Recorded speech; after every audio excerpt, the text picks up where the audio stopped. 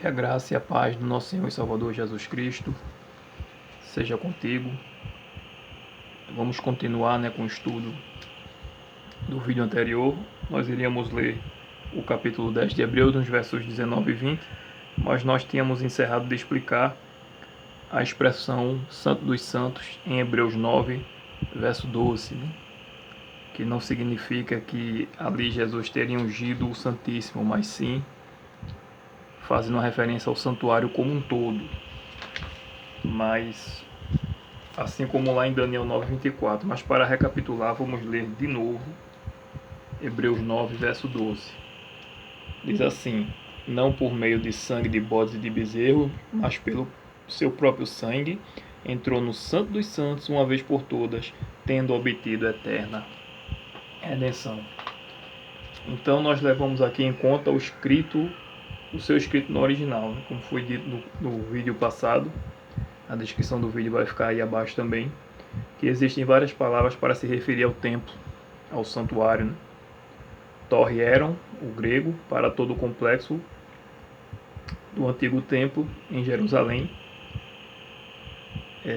Ronaos, que se refere ao prédio principal, o lugar santo e santíssimo. E Resquiné, que é tenda ou tabernáculo do deserto. A expressão que aparece em Hebreus 9, verso 12, é a expressão tarrágia, que ela é plural, enquanto tarragion, que é singular, só aparece em Hebreus 9, verso 1. No restante dos versos que essa expressão ocorre, em Hebreus, sempre é plural, sempre é tarrágia. Certo? Torragion, singular, o santo, e tarrágia, os santos, mais traduzido por Santo dos Santos. Em Hebreus 9, verso 2, por exemplo, há uma exceção para o termo tarrágia, que é plural, que nesse verso é usado apenas para falar da divisão do lugar santo. A primeira divisão do tabernáculo.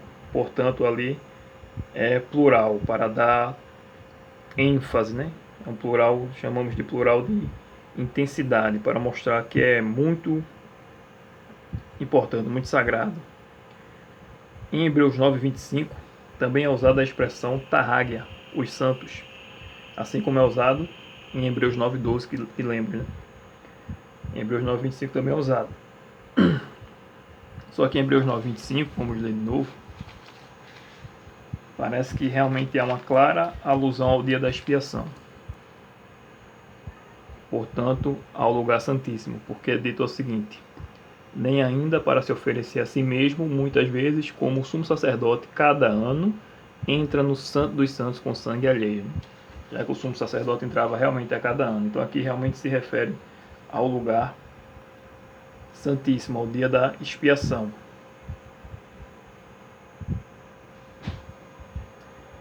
Então primeiro, também, antes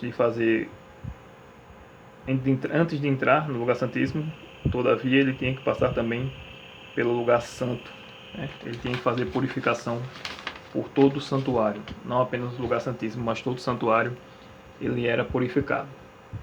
Então o que é que aprendemos aqui? Que não podemos afirmar que essa expressão tarrágia se refere nesse verso ao lugar santíssimo, no verso de Hebreus 9, verso 12. E ainda mais dois detalhes. Em Hebreus 9, verso 12, além de não se referir ao lugar santíssimo, ainda nos faz uma alusão a Daniel 9, 24, quando é dito que o Messias iria ungir o Santo dos Santos, referindo-se a todo o santuário celestial e não a um compartimento específico. Essa expressão Santo dos Santos, em Daniel 9, 24, é Codes Codazim, que sempre se refere a objetos ou local sagrado.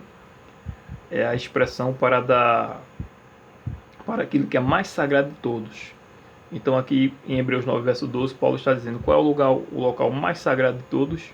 É o lugar onde habita a presença de Deus, que é no santuário celestial. Só que aqui ele faz referência ao santuário como um todo. E em se tratando de Hebreus 9, temos no verso 3 algo muito interessante. Já foi dito, mas vamos repetir. Hebreus 9, verso 3 está dito o seguinte: por trás do segundo véu se encontrava o tabernáculo que se chama o Santo dos Santos. A expressão usada aqui para Santo dos Santos, o lugar santíssimo, é Hagia Hagion, ou seja, as duas, singular e plural. E nos versos seguintes, o verso 4 e o verso 5, ao qual pertencia um altar de ouro para o incenso e a arca da aliança totalmente coberta de ouro, na qual estava uma urna de ouro contendo o maná, o bordão de Arão que floresceu, e as duas tábuas da aliança. E sobre ela os querubins de glória que, com a sua sombra, cobriam o propiciatório. Dessas coisas, todavia, não falaremos agora particularmente. O autor, então, ele faz referência específica para o lugar santíssimo, ou seja, quando o autor bíblico quer se referir ao lugar santíssimo, ele usa as duas expressões, dando a entender que o local seria o mais sagrado de todos, e nos versos seguintes confirma isso, o verso 4 e o verso 5. Infelizmente, o tradutor ele usa as mesmas palavras para traduzir lugar santíssimo, lugar santo e o santuário como um todo.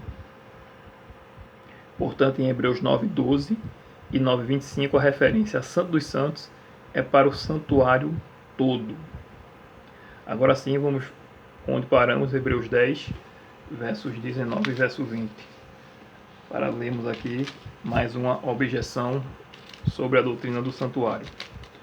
Hebreus 10, 19 e 20 diz: Tendo, pois, irmãos, ousadia para entrar no Santo dos Santos, pelo sangue de Jesus, pelo novo e vivo caminho que ele nos consagrou, pelo véu, isto é, pela sua carne. Aqui é mais um verso para dizer que não há mais separação, pois o véu rasgou, então não haveria mais separação entre santo e santíssimo, ou Jesus já teria ido direto para o santíssimo. Só que o véu que se rasgou foi o do santuário terrestre e não o do celestial. E o novo e vivo caminho é o próprio Senhor Jesus.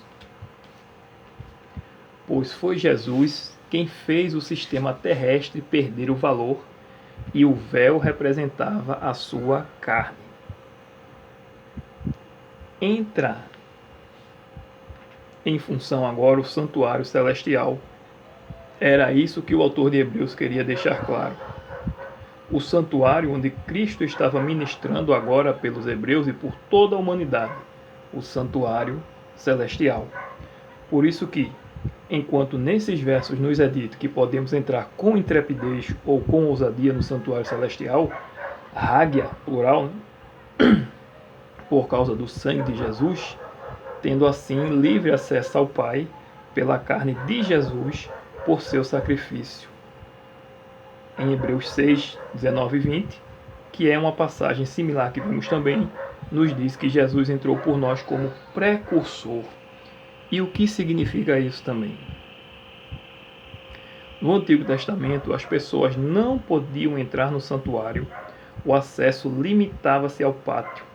Hoje, por meio do Cristo vivo, o vivo e novo caminho, nós temos acesso pela fé ao santuário celestial.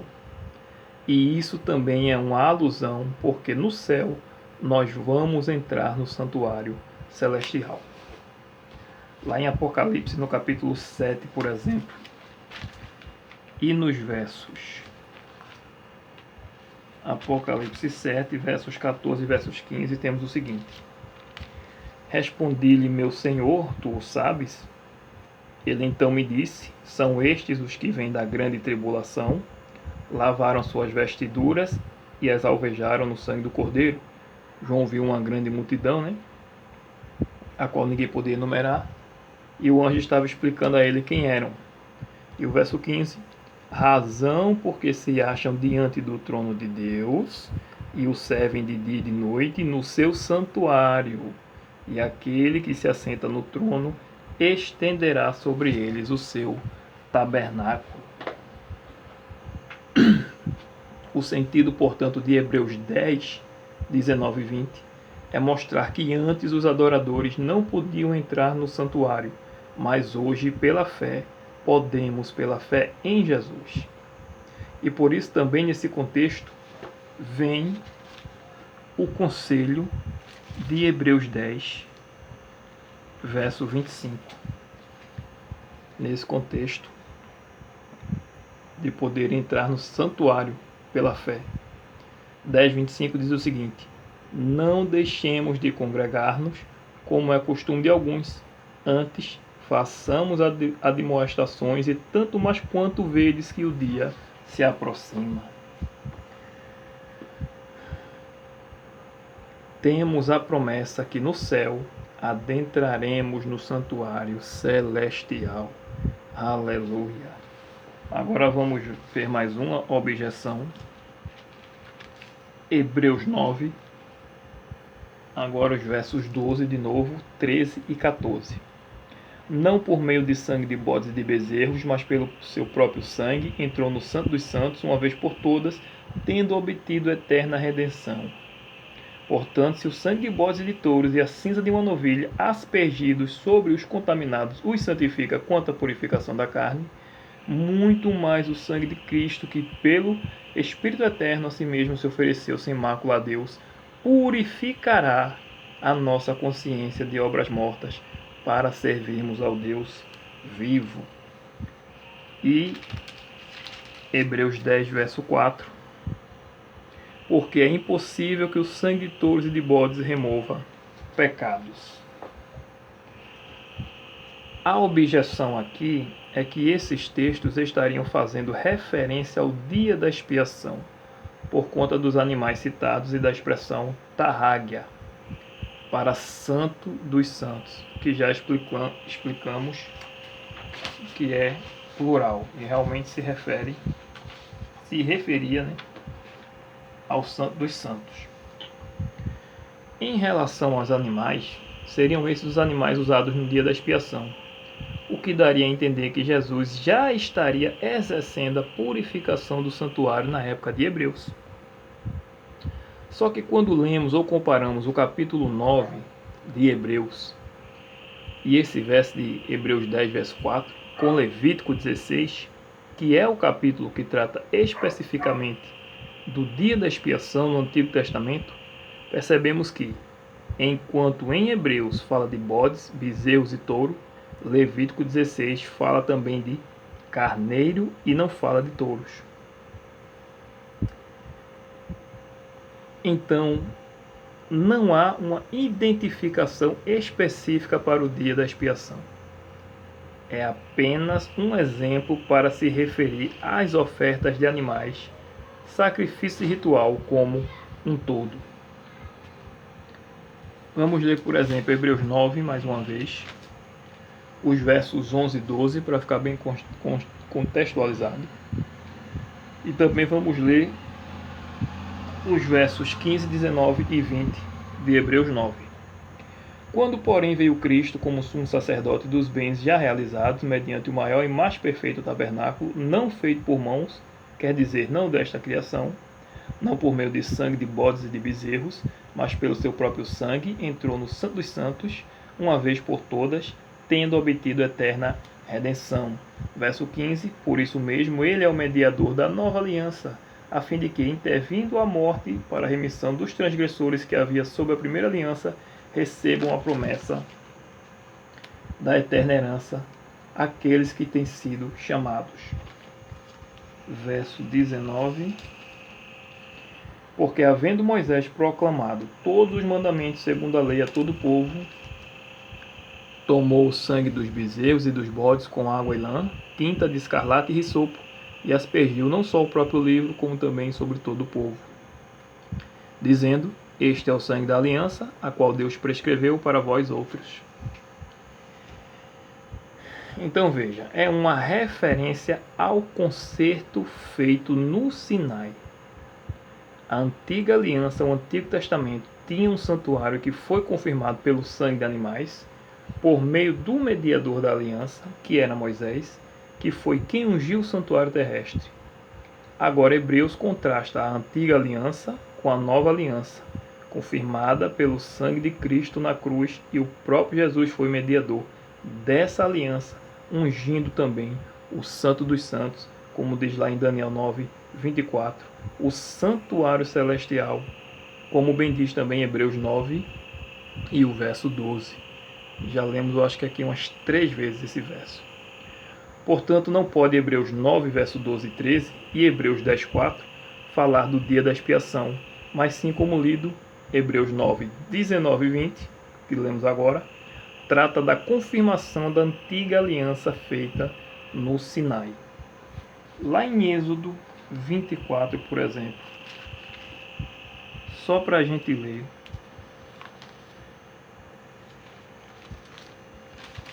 a antiga aliança, como Moisés fez. Vamos ler dos versos 3 ao 8.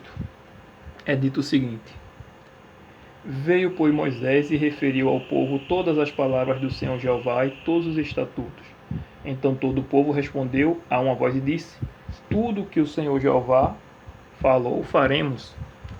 Moisés escreveu todas as palavras do Senhor Jeová e, tendo-se levantado pela manhã de madrugada, erigiu um altar ao pé do monte e 12 colunas, segundo as 12 tribos de Israel.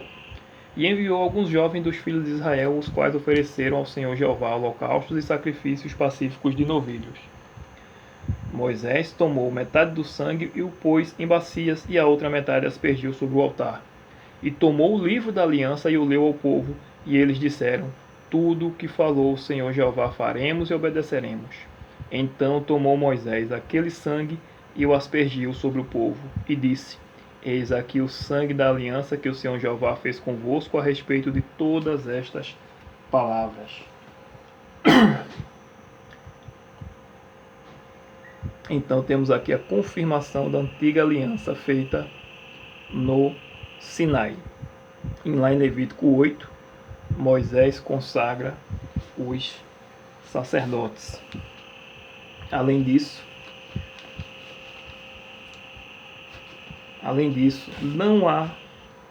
há apenas um caso no Antigo Testamento em que se fala de uma cerimônia específica envolvendo bodes e bezerros, que é justamente a inauguração do serviço antigo. Vamos ver, por exemplo, Levítico 9.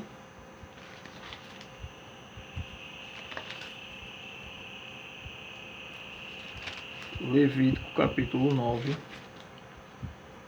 e os versos 8 e o verso 15, diz assim: Chegou-se, pois, Arão ao altar e imolou o bezerro da oferta pelo pecado, que era por si mesmo. Verso 15: Depois fez chegar a oferta do povo e, tomando o bode da oferta pelo pecado, que era pelo povo, o imolou e o preparou por oferta pelo pecado, como fizera com o primeiro. Só aqui na consagração dos sacerdotes é que temos esses animais. Portanto, Hebreus 9, verso 12 e 13 e Hebreus 10, verso 4, não está ressaltando o dia da expiação, mas sim todos os serviços da antiga aliança ou a consagração em si do santuário terrestre e dos sacerdotes para enaltecer o único e suficiente sacrifício de nosso Senhor Jesus Cristo. Aleluia! E para enaltecer o nosso Senhor Jesus como nosso sumo sacerdote diante do Pai. Então aqui nós vemos, o quanto é importante um estudo minucioso da Bíblia Sagrada. Tema com livros que falem do mesmo tema, para não sermos enganados por ninguém. A doutrina do santuário é muito séria. Satanás odeia a doutrina do santuário. A profecia das 2.300 tardes e manhãs revelam a igreja que Jesus levantou na terra para pregar, restaurar as verdades sobre a saúde. Satanás quer que o povo de Deus fique doente, mas Deus tem uma mensagem de saúde para o povo nesse tempo do fim. Satanás não quer que o povo saiba que o juízo investigativo de Deus já começou, que o grande dia da expiação celestial já começou. Satanás não quer que saiba que a norma do julgamento de Deus é a sua santa lei. Satanás não quer que o mundo saiba que o sábado ainda está em vigor.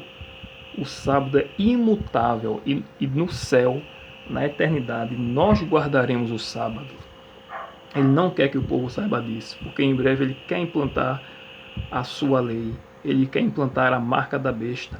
o sinal de sua autoridade, que era no mundo pagão, o domingo, como reverência ao dia do sol, e agora no mundo cristão, por meio da Igreja de Roma, que ele instituiu o domingo como um falso dia santo, porque o domingo nunca será um dia sagrado, porque o que Deus abençoou foi o sábado, e ele em nenhum lugar ele retirou a sua bênção do sábado.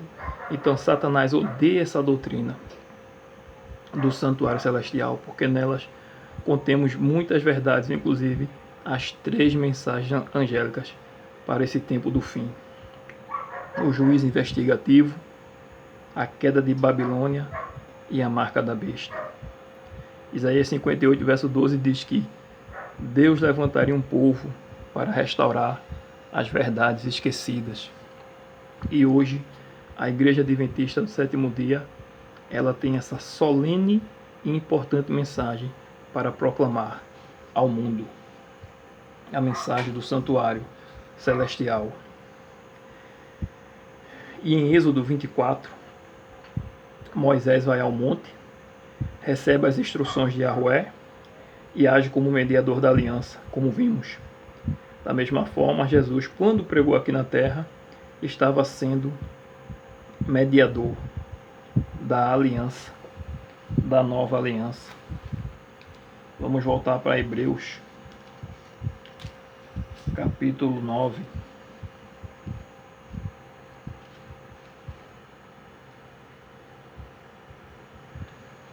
Em Hebreus, no capítulo 3, quando a gente pega os versos 1 ao 6, faz uma comparação, né, entre Moisés e Jesus, especialmente nos versos 5 e 6. Mas vamos ler aqui, para não ficar muito longo, novamente, Hebreus 9, verso 15. Por isso mesmo, ele, Jesus, é o mediador da nova aliança, a fim de que, intervindo a morte para a remissão das transgressões que havia sob a primeira aliança, recebam a promessa da eterna herança aqueles que têm sido chamados.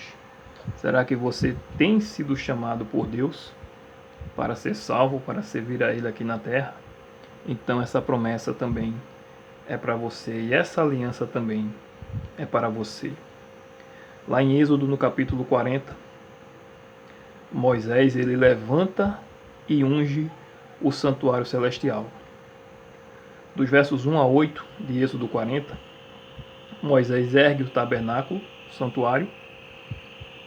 Dos versos 9 a 11, ele unge o tabernáculo e tudo o que havia nele. E dos versos 12 ao 15, Moisés unge Arão e seus filhos. E a unção e consagração dos sacerdotes também está relatada no capítulo 8 de Levítico, como foi dito antes. Portanto, Jesus, antes de iniciar o ministério terrestre, ele é ungido pelo Espírito Santo no batismo das águas. Aí aqui vem essa doutrina linda do santuário, né? Essa continuação. Jesus na cruz, ele é a vítima sacrificial, ele é o Cordeiro. Quando ele é assunto ao céu, assim como Moisés ungiu o santuário terrestre como mediador da aliança, a antiga aliança, Jesus teria também que ungir o santuário celestial como mediador da nova aliança. E cremos que isso ocorreu no domingo da ressurreição, quando ele diz a Maria, né? Vamos lá para João. Vamos ler primeiramente o capítulo 7 do Evangelho de João. Veja o que diz João no capítulo 7.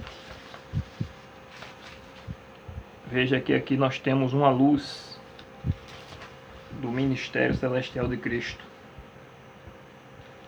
Deixa eu ver aqui o verso.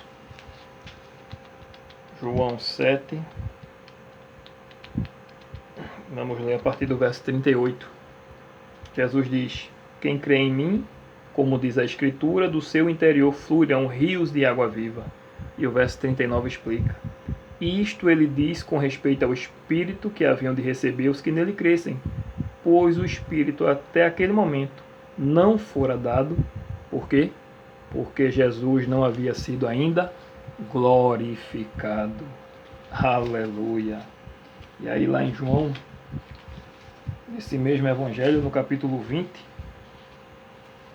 quando Maria Madalena tenta, segurar Jesus, vamos dizer assim, ele responde para ela: não me detenhas, porque ainda não subi para meu Pai, mas vai ter com os meus irmãos e dize-lhes: subo para meu Pai e vosso Pai, para meu Deus e vosso Deus. Aleluia.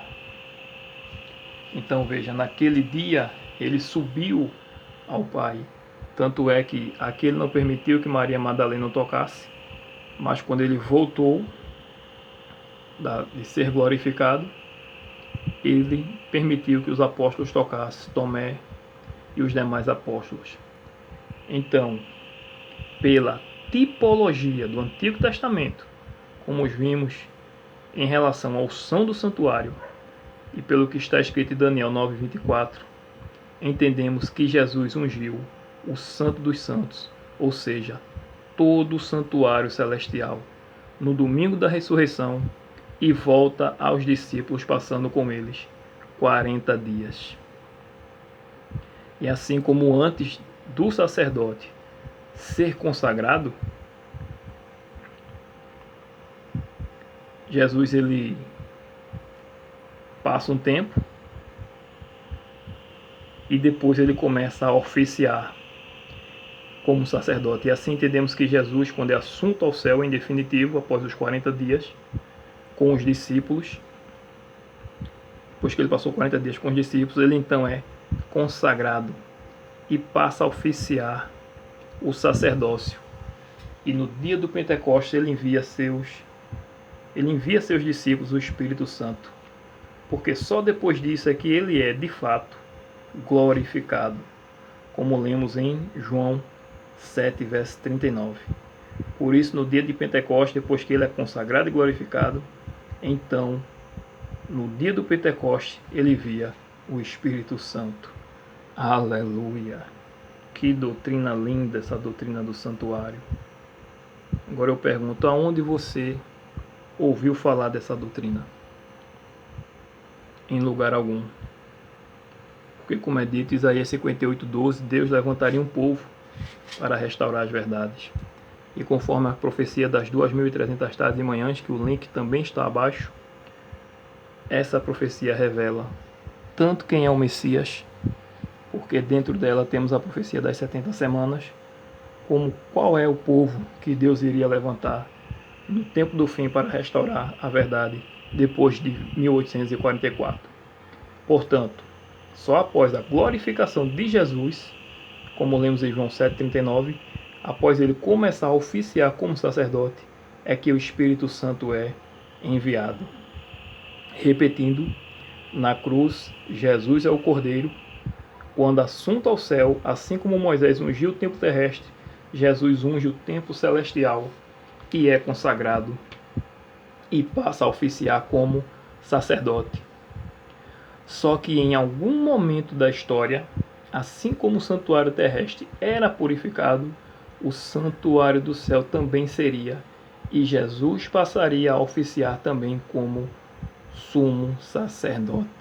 Aleluia! Portanto, Hebreus 10, versos 19 e 20 e outras passagens de Hebreus não estão dizendo que Jesus já adentrou o Santíssimo ou que no céu só há um lugar santíssimo. A ênfase de Hebreus é enaltecer a pessoa de Jesus Cristo. A ênfase e a preocupação, o objetivo do livro é esse. Outro detalhe também que mostra que Hebreus 9 e 10 que Hebreus 9 e 10, aliás, capítulo 9 e capítulo 10 de Hebreus estão tratando de todos os sacrifícios, é o verso 13. Hebreus 9, verso 13. Vamos ler mais uma vez. Diz o seguinte: portanto, se o sangue de bodes e de touros e a cinza de uma novilha, aspergidos sobre os contaminados, os santificam, quanto à purificação da carne,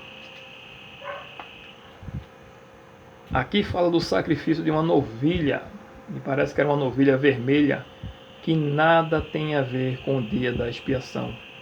Está relatado lá em Números, no capítulo 19. E agora, na última objeção, Hebreus 10, dos versos 1 ao 3.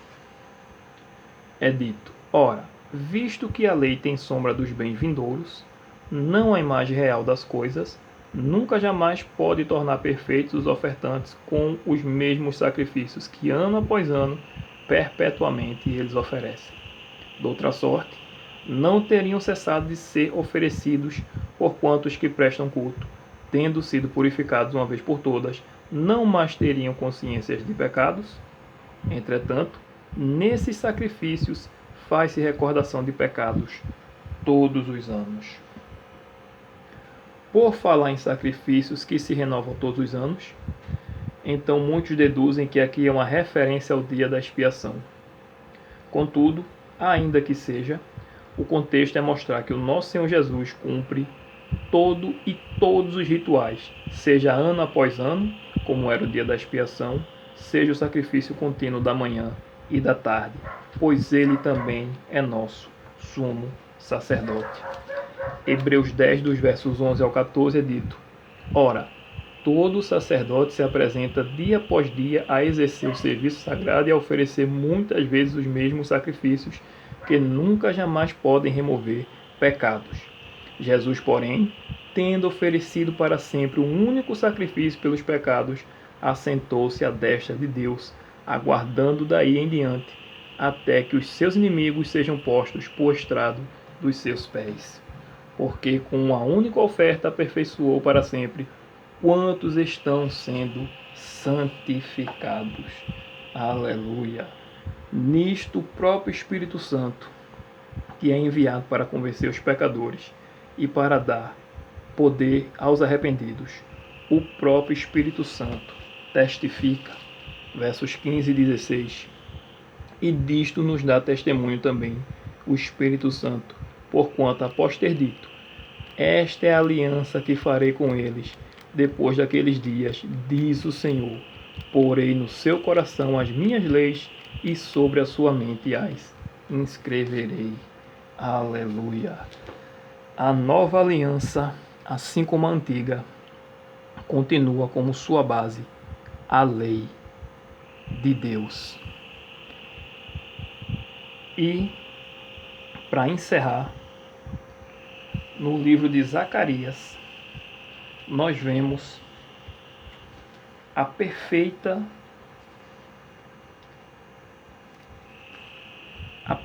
união desses dois ofícios do nosso Jesus, como rei e como sacerdote. No trono como rei da graça, brevemente rei da glória, e como sacerdote, sumo sacerdote no santuário celestial. Zacarias 3, verso 8, diz assim: ouve, pois, Josué, sumo sacerdote, tu e os teus companheiros que se assentam diante de ti, porque são homens de presságio, e eis que eu farei vir o meu servo, o renovo. E aí, em Zacarias 6, verso 13 é dito: ele mesmo edificará o templo do Senhor Jeová e será revestido de glória. Assentar-se-á no seu trono e dominará, e será sacerdote no seu trono e reinará, perfeita união entre ambos os ofícios. Aleluia! Foi o próprio Jesus que edificou e que ungiu o santuário de Deus.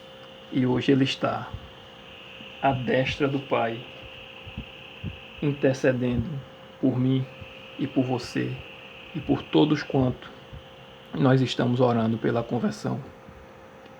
Então, de fato, Jesus ascendeu ao céu e ungiu o santuário no ano 31, mas passou apenas a oficiar como sumo sacerdote em 22 de outubro de 1844. Aleluia! Toda honra, toda glória, todo louvor e majestade sejam dados a Deus. E repetindo nos links abaixo, vamos deixar aí alguns vídeos para você estudar melhor, inclusive sobre esse tema também, tão complexo, mas tão lindo e tão maravilhoso. Que a paz de Jesus seja contigo e que você também possa compartilhar o vídeo e assim possamos pregar a verdade para esse tempo do fim. Louvado seja Deus. Amém.